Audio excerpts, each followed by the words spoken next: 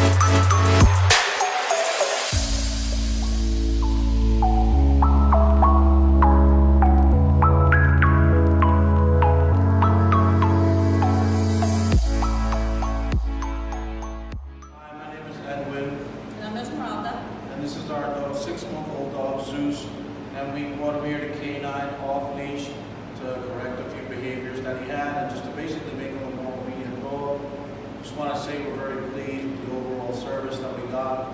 Daily updates and the videos that we got from our trainer were excellent. She was excellent, Kirsti was great. And we're just really pleased with with everything that we got. He's definitely a much better dog. Even just being here the first day, because we're just picking him up. And we're excited to go back home and see everything that he's learned. Awesome. Would you guys recommend this to your family and friends? Absolutely would. And actually, my brothers are already asking. He actually texted us early this morning, wanted to find out how everything, is going to go when we pick him up today. And they just got a little pup themselves, so yeah, I would definitely recommend it. Very cool. Well, we look forward to meeting him, and we wish you and Zeus nothing but the best. Thank you. Hey, Zeus. Zeus. Hey, baby. You want to come over here? Here he comes.